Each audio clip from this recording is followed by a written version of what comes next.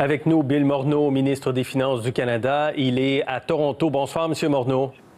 Et bonsoir. Le baril de pétrole est à 3-4 $ en Alberta. M. Kenney disait on s'en va vers un taux de chômage de 20-25 déficit probable en Alberta de 20 milliards de dollars. Vous avez fait quelques annonces aujourd'hui, mais est-ce que vous allez en faire beaucoup plus pour l'industrie pétrolière? Vous avez raison. C'est clair que c'est une situation très difficile en Alberta.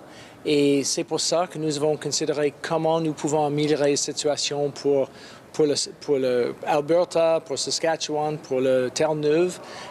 Aujourd'hui, on a annoncé des mesures pour le crédit, pour les entreprises d'une taille moyenne. Et ça, c'est à notre avis très important. Mais est-ce que c'est assez? Allez-vous en faire plus? La chose importante, le niveau de crédit, il n'y a pas une limite. Ça veut dire s'il y a la demande pour le crédit des compagnies, on va avoir la possibilité d'avoir plus. Donc ça, c'est très important. Pour nous, la chose importante est pour les compagnies à travers le pays. Et ça veut dire que dans le secteur d'énergie, dans le secteur de transportation, dans le secteur d'hospitalité, dans le secteur culturel, nous voulons avoir un pont d'ici à l'avenir. Et le niveau de crédit est très important pour les entreprises et c'est ça qu'on a délivré aujourd'hui pour le secteur d'énergie. Et on va aussi avoir une approche dans les prochaines journées où on va avoir des crédits pour tous les secteurs de l'économie qui ont besoin. Et ça, c'est parce que nous voulons avoir une possibilité d'avoir une bonne économie après la crise. Pour les grandes entreprises, vous avez évoqué de l'aide pour les grandes entreprises?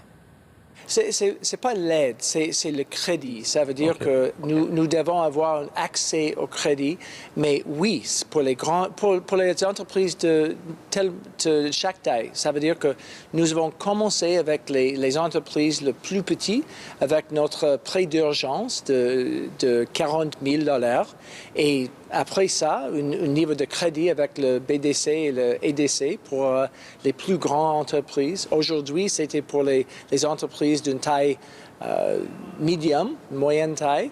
Et bien sûr, on a besoin d'avoir les autres approches pour les plus grandes compagnies qui vont avoir un problème comme Air Transat ou Air Canada ou WestJet. Il y a sûrement des compagnies avec des défis et nous voulons avoir accès de crédit pour eux. Nous sommes en train de considérer l'approche appropriée et dans les prochains jours, on va avoir plus à dire. Le FMI prévoit une baisse de plus de 6 % du produit intérieur brut au Canada. Hier, nous avions Éric Girard, le ministre des Finances du Québec, qui nous disait qu'il s'attend à une baisse de 5 % du PIB au Québec. Quelle est votre prévision à vous pour le Canada?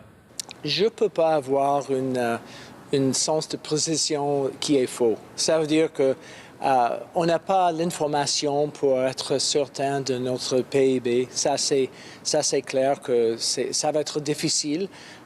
Vous avez vu, il y a quelques jours, le Banque du Canada a dit que c'est très difficile à considérer exactement la situation maintenant.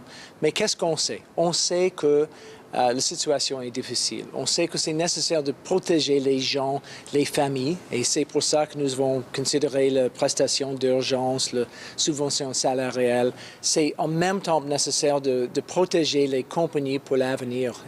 Et c'est ce qu'on a fait aujourd'hui avec l'accès de crédit. Oui. On va continuer avec cette approche et c'est clair qu'après, on va avoir une économie qui est plus robuste si on fait des choses nécessaires aujourd'hui, si les gens continuent avec leur approche de protéger eux et leurs familles avec les mesures d'être chez eux comme ça. Donc, mais je pense que les Canadiens veulent en savoir davantage sur la suite des choses. Le président Trump a présenté un plan de réouverture de l'économie en 3 phases. Est-ce que vous allez faire ça, offrir cette information-là aussi aux Canadiens? Ce que je peux dire, quand on a assez d'informations, on va considérer la prochaine étape. Maintenant, nous sommes vraiment dans la crise. On a une situation qui est un peu différente dans chaque province, ça c'est certain, mais nous habitons ensemble. Ça veut dire que c'est nécessaire de considérer la situation à travers le pays. Et maintenant, c'est nécessaire de considérer exactement ce qu'on est en train de faire. Je comprends, mais aux États-Unis, ils ont 50 États dont ils doivent tenir compte et le président, l'administration présentent quand même un plan de réouverture en 3 phases. Pourquoi on n'aurait pas ça, nous, ici au Canada? On n'est pas encore prêt de voir les prochaines étapes. Bien sûr, nous considérons en même temps comment nous pouvons avoir une approche avec le testing qui est nécessaire, des choses comme ça. Mais maintenant, vraiment, Gérard, ce que je voudrais dire, c'est un temps où on doit considérer nous-mêmes ce qu'on doit faire pour améliorer notre situation. Et donc, ça, c'est la chose la plus importante. Quand on a plus d'informations, quand on peut avoir une approche qui est claire, on va avoir plus à dire. Allez-vous présenter un budget?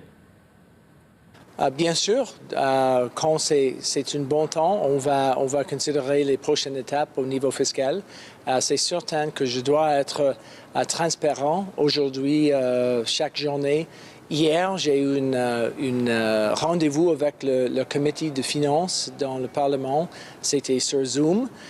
Donc, c'est comme ça, on doit faire maintenant. Mais quand nous sommes dans une situation plus normale, on va considérer une projection de notre situation fiscale. Ça va être important.